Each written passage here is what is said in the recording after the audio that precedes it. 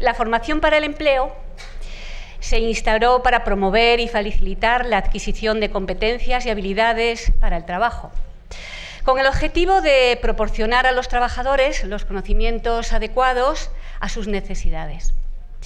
Esas necesidades formativas se pretenden satisfacer a través de una oferta formativa amplia, con acciones vinculadas a certificados de profesionalidad, acciones relativas a su sector transversales y acciones diseñadas tanto para el desempeño de sus actividades como para el desarrollo personal y profesional.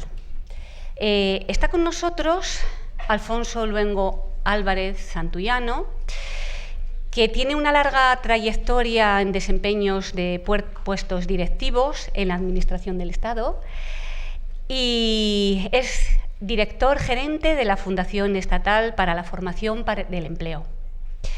Nos va a hablar de los nuevos escenarios para la formación profesional en el empleo, pero voy a deciros una cosita que me ha llamado mucho la atención, y es que ha figurado entre los 10 españoles más influyentes en el bienio 2013-2014, elegido por votación de los lectores de Relaciones Humanas Digital.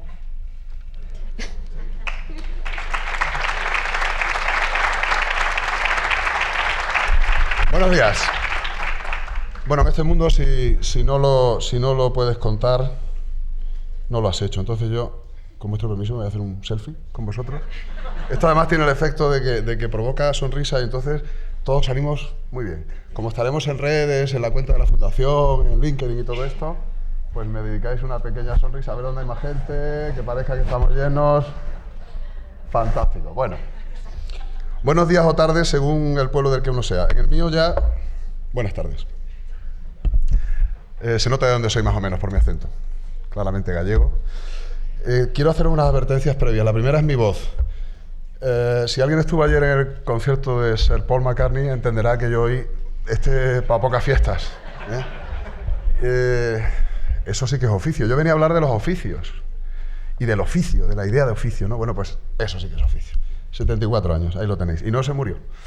La segunda advertencia. Seguramente diré tripartita en algún momento. Como sabéis, hemos cambiado de nombre.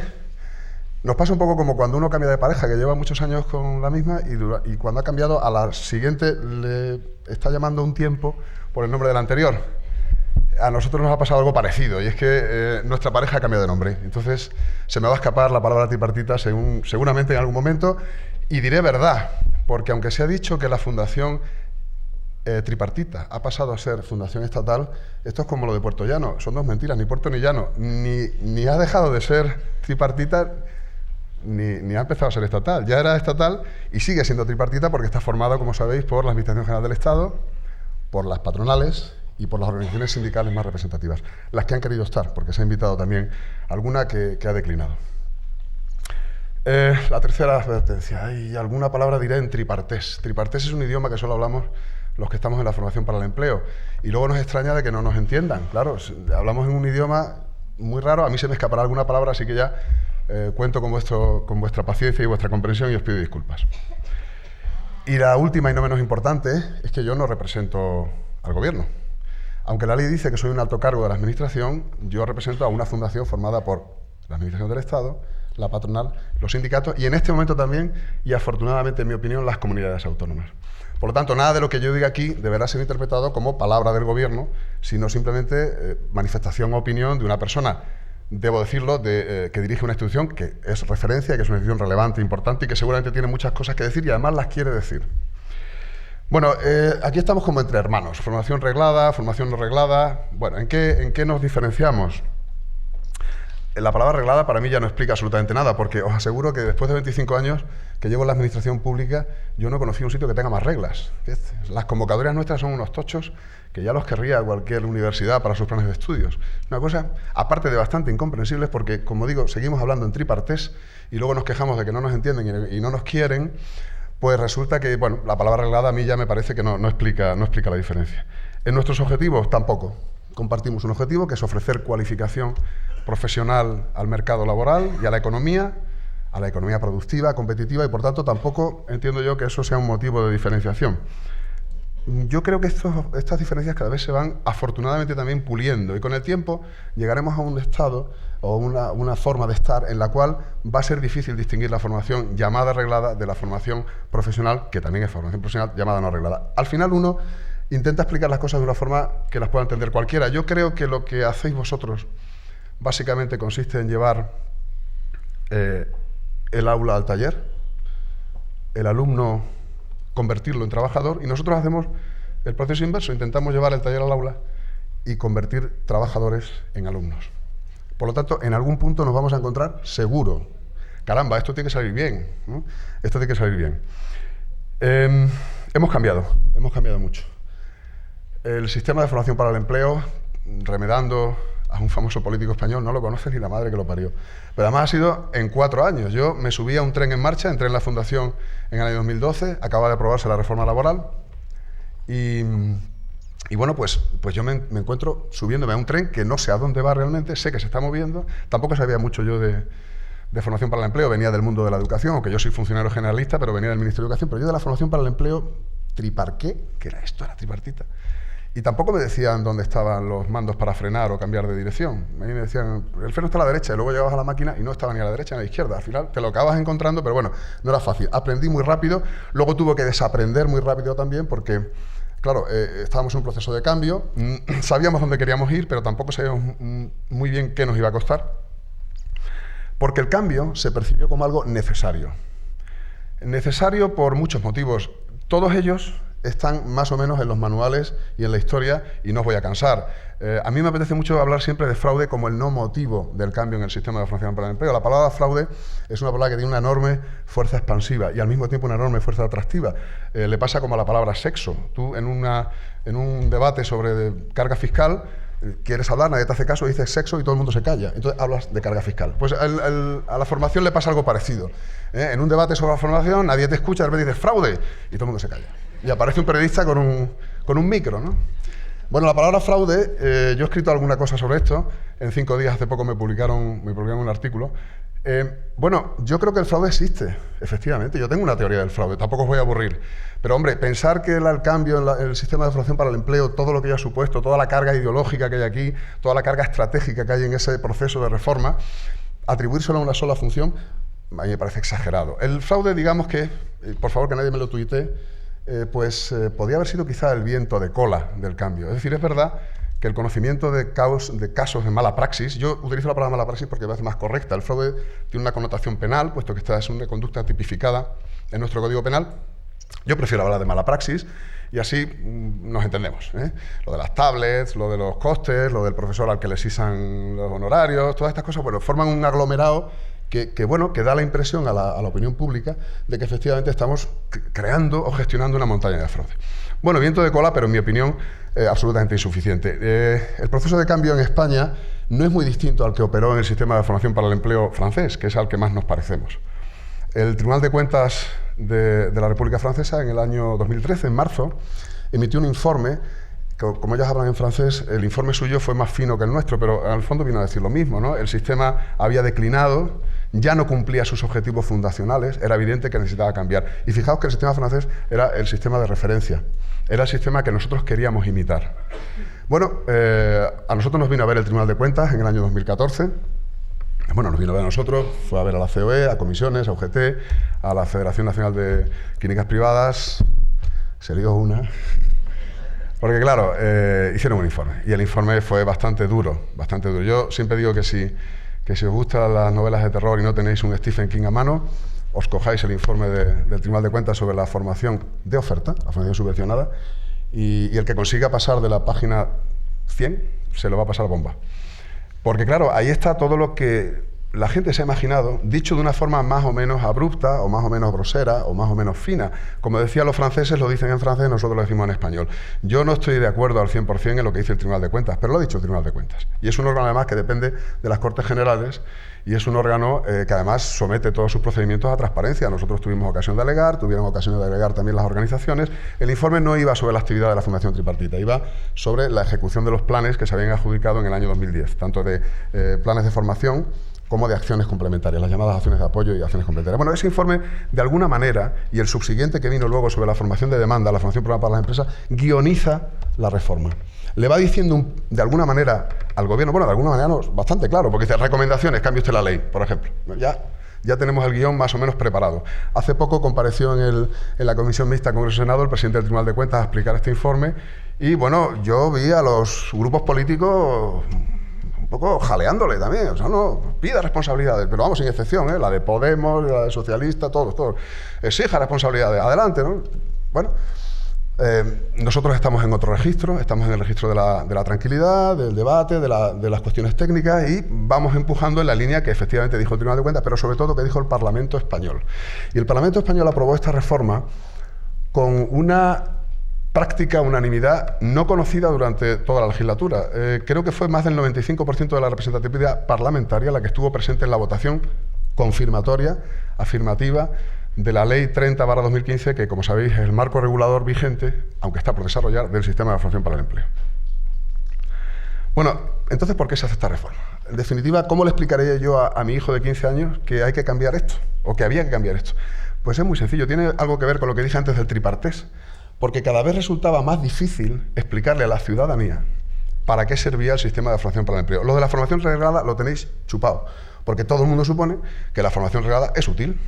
Hay institutos, hay centros de formación privada, centros de formación pública, la gente se hace sus ciclos, terminan, un título y tal. Eso no es difícil de explicar. Lo que es difícil de explicar es un sistema que está permanentemente en evolución, permanentemente en cambio y además permanentemente sometido a los rigores, como no podría ser de otra forma en democracia, de la opinión pública y de los medios de comunicación. Como no éramos capaces de explicar para qué servía esto, pues hubo que cambiar un poco de chip, dicho en términos muy sencillos. Es decir, ¿a qué tenía que servir el sistema? El sistema tiene que servir a la economía en su conjunto, tiene que servir a la empleabilidad y si el sistema se ha separado, como dice el Tribunal de Cuentas, de esos objetivos hay que realinearlo. Y esto que suena muy retórico y suena muy de grandes principios, casi demagógico, se concreta en una serie de cambios que se fueron haciendo progresivamente. Empezamos con la reforma del año 2012, la reforma laboral, donde ya así de forma inadvertida, como no queriendo llamar la atención, se cuelan los centros de formación en la ejecución de los planes y en la percepción de las subvenciones del sistema de oferta. Lo dice la Ley 30, habla de entidades y centros de formación registrados y acreditados. Debidamente, además, que fíjate qué palabra más buena, debidamente. Da como un 20% más de credibilidad, y debidamente. Pues ya empiezan en el año 2012. Posteriormente se producen una serie de reformas que pasan inadvertidas para los que no estáis en ese mundo, que tienen mucho que ver con las subvenciones, la orden ministerial de bases que regula las convocatorias, las llamadas convocatorias de la Fundación, que son convocatorias del Servicio Público de Empleo que formulamos y apoyamos nosotros en su gestión. Bueno, se siguen produciendo novedades, pasan desapercibidas y al final nos encontramos con un gran decreto ley que, como todos los decretos ley, pues aparece en forma prácticamente inadvertida, avisada pero inadvertida. Porque los decretos leyes se hacen de un día para otro, quiere decir, se aprueban, vamos a explicarlo bien, digamos, por la noche. A diferencia de un reglamento ejecutivo que, según la ley, tiene que estar sometido a un rigor de información pública, de información, los decretos leyes se pueden sacar. No hay ninguna ley que te diga que un decreto ley tengas que tenerlo 15 días expuesto, como si tienes que tener un reglamento o tengas que mandarlo al Consejo de Estado. Bueno, como digo, es un decreto ley inadvertido, pero previsto, porque de él se estuvo hablando mucho tiempo. El contenido de ese decreto ley se puso de manifiesto reiteradamente a las organizaciones sociales en una mesa de diálogo en la que yo, por cierto, estuve presente, y nadie pudo sentirse ni engañado ni traicionado.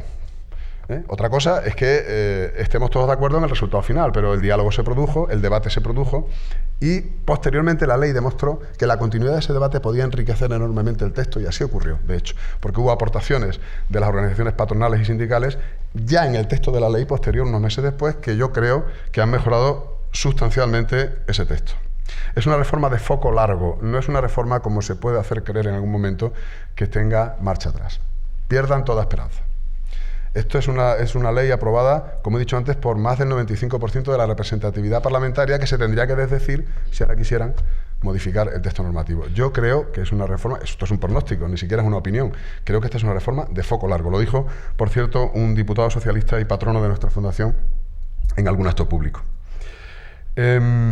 ¿Cuál es el leitmotiv de la reforma? ¿Cuáles son los hitos? Lo importante de esta reforma. Voy a decir cosas que parecen así como muy retóricas, pero las voy a aterrizar también porque tienen su ejemplo concreto.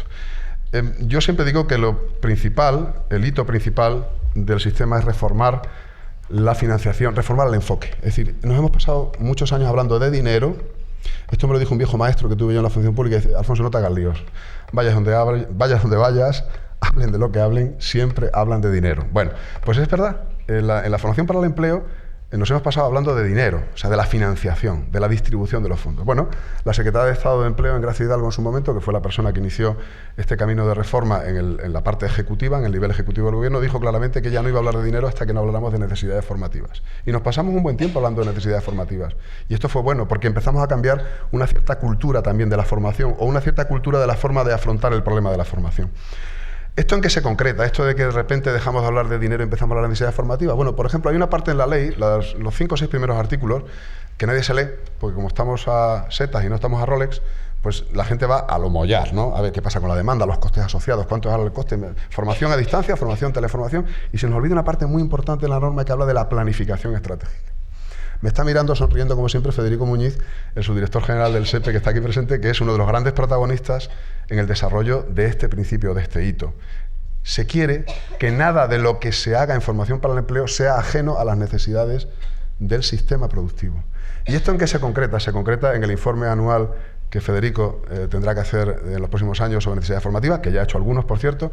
Se concretará en la planificación estratégica y se concretará ya en el plano micro, en obligaciones nuevas que antes no se daban, que eran, por ejemplo, la necesidad de justificar que el plan de formación que se le aprueba a una pequeña empresa y que es objeto de financiación tiene que estar fundamentado y motivado en necesidades formativas concretas. Esto antes no era así. Antes podías dar búlgaro a tus empleadas peluqueras de Soria porque no había ninguna norma que dijera que tú no podías darle búlgaro, financiado, claro, naturalmente, a tus peluqueras de tu peluquería de Soria. Bueno, ahora ya esto es sancionable. Ya es objeto incluso de una sanción. Por tanto, ya tenemos en el plano micro una concreción de ese hito genérico, retórico, ideológico, de que hay que reenfocar hacia las necesidades formativas. Otro hito: enriquecer el catálogo de iniciativas. O sea, se ha quedado corto. Esto de la demanda y la oferta, esto de la subvención o de la bonificación, se nos ha quedado ya un poquito corto. No responde a la riqueza de herramientas que disponéis los centros de formación, que disponen las empresas para cualificar a sus trabajadores, que es de lo que se trata. Tenemos el cheque de formación en el plano legal. En el plano legal todavía no se ha desarrollado. Esto, como sabéis, está limitado a la formación de desempleados y lo tienen que desarrollar las comunidades autónomas. Pero tenemos ya el cheque de formación a la vista. Está prediseñado en la ley. Tenemos la posibilidad de enfocar la financiación hacia la contratación y no hacia la subvención. Esto es clave.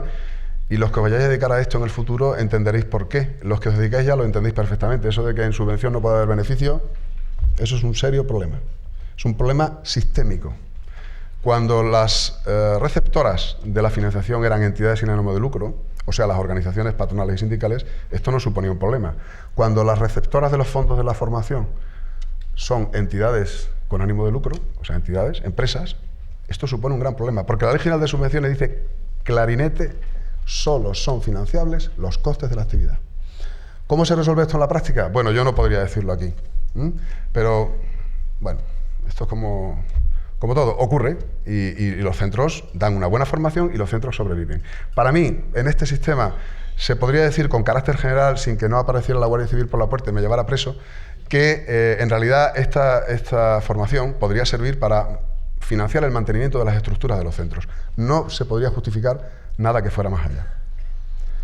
Y luego vendrá una pregunta seguramente, cuando hablo para centros de formación para el empleo, siempre la pregunta es que no se puede ganar dinero. Pues a lo mejor también me la hacen aquí. Y mi respuesta siempre es que no. Pero es una respuesta compasiva, no es una respuesta arrogante. Mejorar la eficiencia del sistema, es decir, que podamos hacer más con los mismos recursos, es otro de los hitos de la reforma. ¿Y esto en qué se concreta? Se concreta en una cosa muy importante para vosotros, creo yo, que es la libre concurrencia.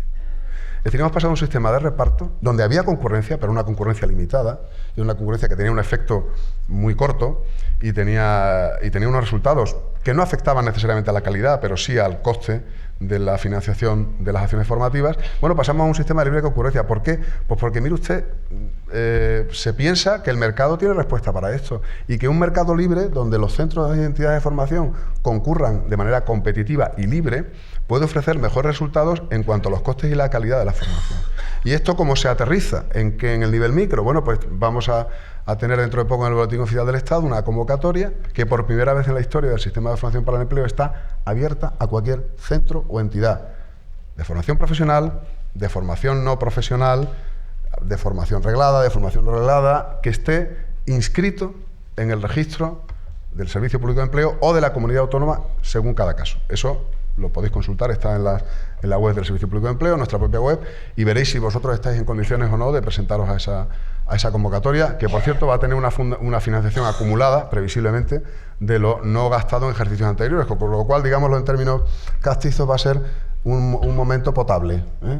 Va a ser un momento, un hito también en el desarrollo de la reforma, donde por primera vez se pone de manifiesto negro sobre blanco que efectivamente ahora vamos a un sistema de libre concurrencia. Yo no estoy midiendo el tiempo, si me queréis ir diciendo así con los 5 o 10, como en el boxeo.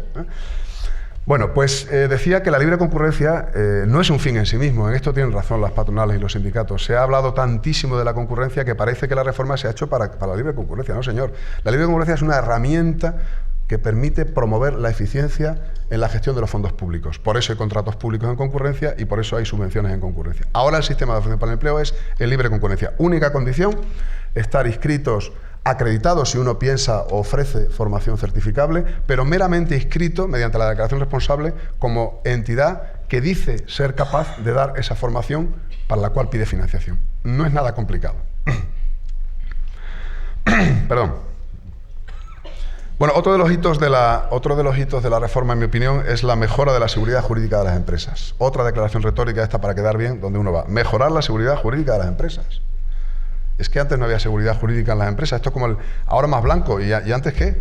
O ahora ya sin aditivos ni colorantes. ¿Qué me está comiendo hasta ahora? Bueno, pues aquí cuando uno dice mejorar la seguridad no está queriendo decir que partamos de los infiernos, sino que, bueno, las empresas y los trabajadores no tenían un escenario claro del papel de determinados agentes que operaban en el mundo de la formación. Por ejemplo, medidas que tienen que ver con la seguridad, el mero hecho de obligar a cualquier proveedor a estar inscrito. Esto crea muchísima polémica en el mundo de los centros de formación para el empleo. Es que ahora me tengo que apuntar para poder dar formación. No, mire usted, si es que esto es como cuando uno va a la biblioteca. Yo a la biblioteca de mi barrio me sigue asombrando de que me dejen libros. O sea, yo voy y por la cara me dan un libro. Un libro es algo muy valioso. ¿Cómo saben que lo voy a devolver? Bueno, pues mire, es que le tenemos apuntado aquí, que está su dirección y está su número de teléfono. Ah, bueno, vale, ahora lo entiendo. Bueno, pues esta es la idea. La idea es que las personas, las entidades jurídicas o las entidades físicas que quieran dar formación para el empleo estén de algún modo registradas, estén en un registro que sea de acceso público, para que nos entendamos. No se trata de controlar, se trata de conocer. No se trata de controlar al sector, se trata de conocer la dimensión del sector y que el provisto de la formación, es decir, el alumno, el participante, tenga claro que esa es una entidad solvente y que está registrada. Y, por supuesto, si va a impartir certificados de profesionalidad, que esté debidamente acreditada, como, por cierto, dicen las normas específicas en esa materia.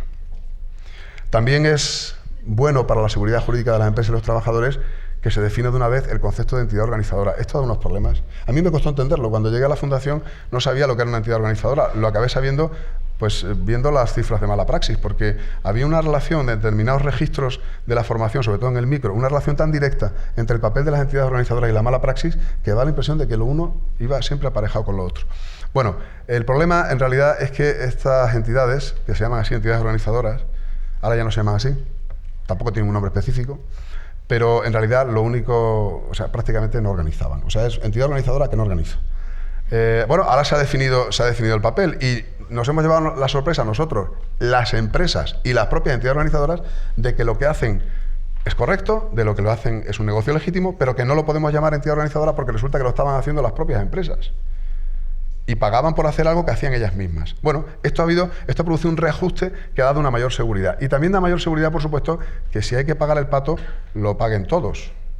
Porque hasta ahora, como sabéis, en las bonificaciones, sobre todo, la responsabilidad recaía exclusivamente en el empresario que obtenía la financiación, no en el que le, muchas comillas, metía en el lío de la financiación. Ese no era responsable. Ahora ya son responsables las entidades organizadoras, por supuesto el empresario y por supuesto el centro de formación que provee esa formación. Y termino con los cambios que más me tocan a mí personalmente, que son los de la gobernanza. Como he dicho antes, la Fundación Tripartita ha cambiado de nombre, ha cambiado la composición de su órgano de gobierno, ha dado cabida a las comunidades autónomas. Esto para mí ha sido un avance. Ya celebramos el primer patronato con las comunidades autónomas y debo decir algo curioso. Los patronatos normalmente en la Fundación Tripartita venían durando unas 5 o 6 horas. En el formato anterior. Yo me temía, digo, pues con 72 que somos ahora, esto no va a acabar nunca. Hora y media. Genial. Cuanto más somos, menos tardamos. Bueno, esto, aparte, supone una gran satisfacción porque la participación de las comunidades autónomas en este primer patronato fue bastante activa, más de lo previsto. Es decir, cuando uno llega a un sitio de nuevo, pues tiende a guardar un respetuoso silencio, no vaya a meter la pata. No. Fue una reunión, yo debo decirlo sin traicionar la confianza de mis mayores, que fue una reunión muy proactiva, donde se llegaron a acuerdos, por cierto. En el mundo de la Fundación para el Empleo se llega a acuerdos, donde se aprobaron disposiciones y donde las comunidades autónomas ejercieron su papel. A favor, en contra, no sabe, no contesta, pero todo el mundo tuvo su ocasión. Y yo creo que eso va a enriquecer enormemente. Otro de los cambios importantes en la gobernanza va a ser el papel de las estructuras paritarias sectoriales. El papel de los interlocutores sociales va a cambiar. No es verdad, como os he dicho, que se haya expulsado a los interlocutores sociales del sistema. Es que se van a seguir presentando también a las convocatorias, en la forma de centros, naturalmente, van a poder hacerlo. No, se ha reasignado un papel. ¿Dónde quería la ley, dónde quería el legislador que estuviera el papel de los interlocutores sociales? En el primer hito, en la detección de las necesidades formativas del sistema. Son los que más saben de lo que necesita la economía. No hay nadie que... Es asombroso, se están reuniendo las 86 comisiones paritarias sectoriales que hay en este momento vigentes, se reúnen en la Fundación Tripartita, que es la que les da el apoyo logístico y financiero, y nosotros mismos quedamos asombrados de las aportaciones que hacen estas comisiones paritarias sectoriales. Pondré un ejemplo. Nosotros pensábamos que las certificaciones de biocidas de los fitosanitarios, que van a ser objeto de financiación específica en la próxima convocatoria, solo interesaban a cítricos, solo interesaban al sector agrario. Sale la Comisión Paritaria de Calzado y dice que nosotros también queremos esas certificaciones, porque la normativa nos exige en nuestros carnets profesionales que tengamos esa formación. No me lo podía esperar. En calzado. En limpieza resulta que también necesitan biocidas. Es decir, las aportaciones, el enriquecimiento que las comisiones paritarias sectoriales, que como sabéis están formadas por patronales y sindicatos de cada sector, está siendo sorprendentemente positivo. Y yo creo que ese es el papel futuro donde se va a centrar sobre todo la planificación estratégica del sistema. Y termino diciendo que esta no es una reforma que se vaya a concretar ni se haya concretado en una hora o en un día concreto. La Ley 30/2015 tiene todavía mucho recorrido, tiene muchas cosas todavía que desarrollar. El reglamento, lamentablemente, la legislatura se agotó sin que el reglamento, que estaba ya acordado con los interlocutores sociales y pasado por el Consejo de Estado y por todos los controles jurídico-administrativos posibles, bueno, pues cayó en el cajón de las finales de legislatura, como otras muchas normas. Yo espero que en poco tiempo ese proyecto de decreto salga a la luz y aclare definitivamente el panorama.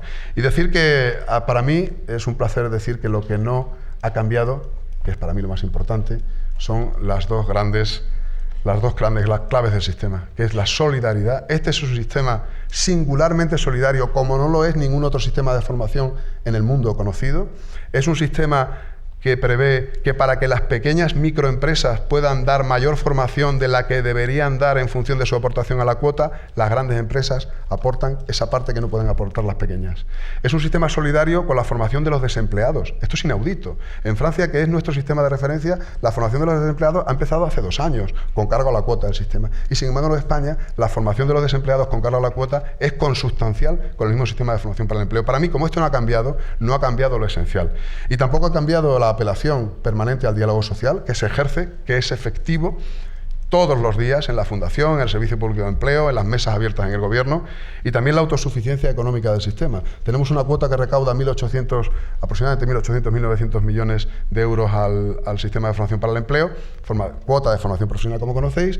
No está previsto a nivel estratégico que el Gobierno vuelva a hacer ninguna aportación, ni este ni el que venga ni el siguiente. Esas aportaciones que se hacían en el pasado de 300, 400 millones de euros, para mí se han acabado. Seguirán viniendo fondos de Europa, unos 100 millones al año aproximadamente, del Fondo Social Europeo, para formación de desempleados que gestionan las comunidades autónomas, y por lo tanto creo que se va a cumplir la aspiración lógica de que el sistema sea autosuficiente. Y esto es muy importante porque a la hora de hablar de fraude, nadie podrá decir que se está tocando el dinero de los contribuyentes. Se podrá decir que se está tocando el dinero de los empresarios y de los trabajadores, pero no de los contribuyentes. Esa es mi esperanza. Creo que esta es una reforma que os dará mucho juego a los centros de formación profesional. Si hay alguna pregunta posteriormente me la podréis hacer. Y bueno, cierro diciendo que esta es una reforma para mí muy esperanzadora. Muchas gracias a todos por vuestra atención. Hasta luego.